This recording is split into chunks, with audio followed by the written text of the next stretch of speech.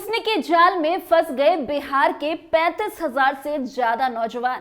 जी हाँ, ये बात सुनने में काफी नॉर्मल लग रही होगी, मगर सोचिए अगर आपके बच्चे भी इसमें फंस जाएं तो क्या होगा, या इसमें फंस गए हों तो क्या होगा। सोचकर ही आपके रोंगटे खड़े हो जाएंगे। मगर बिहार के ज्यादातर युवा इसमें फंसते जा रहे हैं।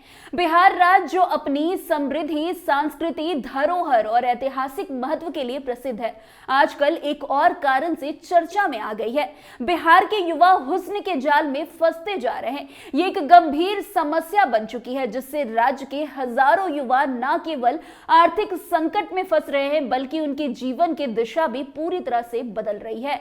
आज जो बात हम कहेंगे आपको या बताने वाले, शायद उसे सुनकर आप भी दंग रह जाइएगा।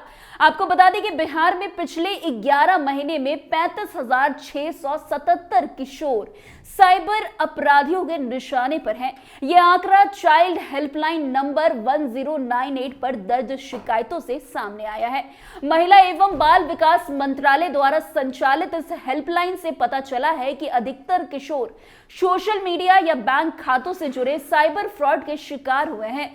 साइबर ठग अक्सर लड़कियों के नाम का उपयोग करके किशोरों को अपने जाल में फंसाते हैं। चाइल्ड हेल्पलाइन के अनुसार ये एक बड़ी समस्या बन गई है। ठग सोशल मीडिया पर फर्जी प्रोफाइल बनाते हैं और लड़कों से दोस्ती कर उन्हें पैसे देने के लिए मजबूर करते हैं। कई किशोर डर के कारण अपने परिवार को इस बारे में जानकारी नहीं देते और जो इधर से कहा जाता है वो करते चले जाते हैं।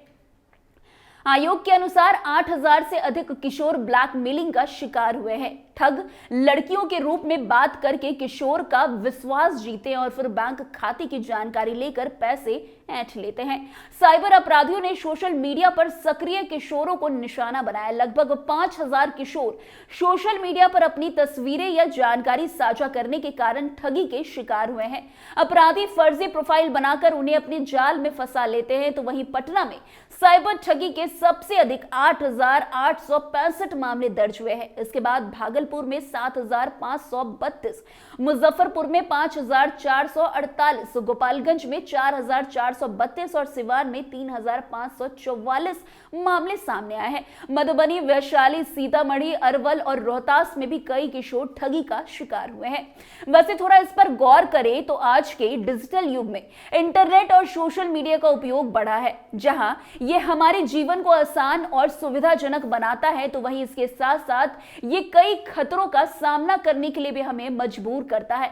एक गंभीर खतरा है साइबर ठगी, जो अब एक महामारी बन चुकी है। साइबर ठग अक्सर लड़कियों के नाम का उपयोग करके किशोरों को अपने जाल में फंसाते हैं। ये ठगी ना केवल एक अपराध है, बल्कि ये एक मानसिक और भावनात्मक उत्पीड़न का कारण भी बन सकती है, खासकर किशोरों के लिए जो इस उम्र में भावनात्मक रूप से कमजोर होते हैं।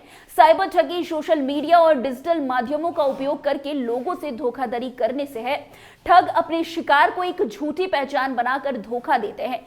इस प्रकार की ठगी में आमतौर पर ठगों का उद्देश्य पैसे की ठगी, व्यक्तिगत जानकारी चुराना और कभी कभी शारीरिक या मानसिक उत्पीड़ना करना होता है। ठगों का एक प्रमुख तरीका यह है कि वे अपनी पहचान छुपाते हुए किसी और के रूप में सामने आते हैं। लड़कियों के नाम का उपयोग कर ठगी करने के पीछे ठगों का उद्देश्य किशोरों को आकर्षित करना होता है।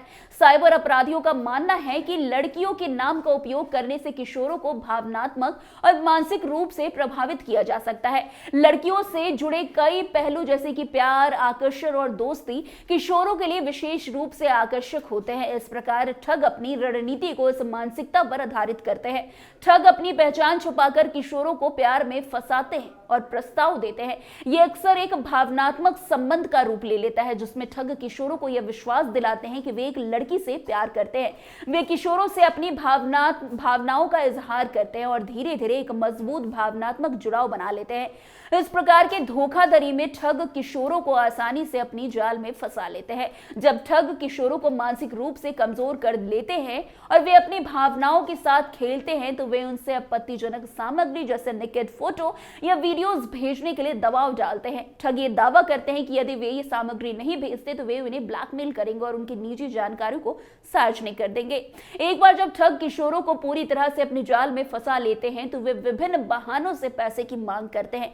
ये किशोरों से कहते हैं कि वे वित्तीय संकट का सामना कर रहे हैं और उनकी जरूरतों को पूरा करने के लिए पैसे की आवश्यकता है। कई बार वे किशोरों से झूठे झूठे वादे भी करते हैं, जैसे कि मिलकर एक साथ समय बिताना या एक खास योजना पर काम करना। किशोरों के भावनात्मक जुड़ाव के कारण वे पैसे देने के लिए तैयार हो जाते हैं। साइबर ठग अक्सर किशोरों को यह धमकी देते हैं कि अगर वे उनका कहना नहीं मानते हैं तो वे उनकी व्यक्तिगत जानकारी या आपत्तिजनक चीजों को सार्वजनिक कर देंगे। ये धमकी किशोरों के लिए एक बड़ा दबाव बन जाती है, क्योंकि वे अपनी सामाजिक प्रतिष्ठा और रिश्तों को बनाने के लिए कुछ भी करने को तैयार हो जाते हैं। वैसे साइबर ठगी एक गंभीर समस्या बन चुकी है और इसे रोकने के लिए हम सभी को मिलकर काम करना होगा। ठग अक्सर लड़कियों के नाम का उपयोग करके किशोरों को अपने जाल में फंसाते हैं, जो उनके जीवन को प्रभावित कर सकता है। इसके लिए साइबर सुरक्षा, शिक्षा, मानसिक समर्थन और कानूनी कार्रवाई बेहद महत्वपूर्ण है। हमें यह सुनिश्चित करना होगा कि हमारे किशोर इंटरनेट पर सुरक्षित रहे और किसी भी प्रकार की साइबर ठगी से बच सके। तो फिलहाल इस खबर में आज के लिए बस इतना ही। अन्य खबरों में हमारे साथ ऐसे आगे बने रहे और देखते रहे। तब तक के लिए कैपिटल टीवी बिहार। धन्यवाद।